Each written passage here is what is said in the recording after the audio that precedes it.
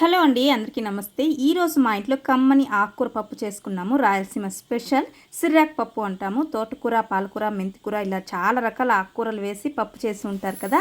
సిర్రాక్తో కూడా ఒక్కసారి చేయండి.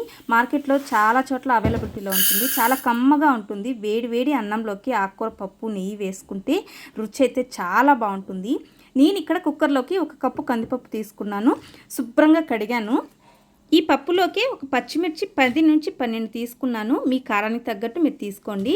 5-6 వెల్లుల్లి రెబ్బలు, ఒక పెద్ద సైజు ఉల్లిపాయ కట్ చేసి వేసుకున్నాను. ఒక 3 టమాటాలు పెద్ద సైజువి కట్ చేసి వేసుకున్నాను. నెక్స్ట్ మెయిన్ ఇంగ్రీడియంట్ ఆకుకూర అండి. ఒక కట్ట ఆకుకూర శుభ్రంగా కడిగి వేసుకున్నాను. అందులోకి ఒక గ్లాస్ నీళ్ళు పోసుకొని చిటికెడు పసుపు వేసుకోవాలి. కుక్కర్ మూత పెట్టి స్టవ్ ఆన్ చేసి స్టవ్ మీద పెట్టుకున్నాను. అంతే.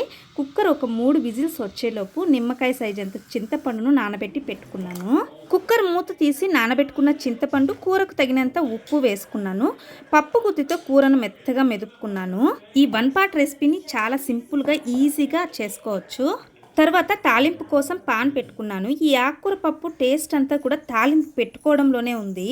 తాలింపు కోసం ఆయిల్ వేసుకున్నాను. నూనె కాస్త వేడయ్యాక పోపు దినుసులు, ఎండుమిరపకాయలు 3 వేసుకున్నాను. ఒక మీడియం సైజు ఆనియన్ పొడుగ్గా కట్ చేసి వేసుకున్నాను. ఇందులోనే వెల్లుల్లి రెబ్బలు 3, కరివేపాకు, ఇంగువ వేసుకున్నాను. ఆనియన్స్ మంచి కలర్ వచ్చే వరకు వేయించుకోవాలి. అప్పుడు ఈ ఆకుకూర పప్పు కమ్మగా ఉంటుంది. తాలింపు మంచిగా వేగిందనుకున్నాక ఈ తాలింపును ఆకుకూర పప్పులో వేసుకున్నాను.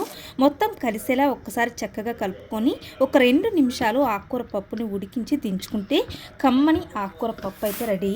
వెరీ సింపుల్, హెల్తీగా తక్కువ ఆయిల్తో ఆకుకూర పప్పు అయితే రెడీ అయింది. వేడి వేడి అన్నము, కొద్దిగా నెయ్యి, ఆకుకూర పప్పు కడుపు నిండా తృప్తిగా తినచ్చు.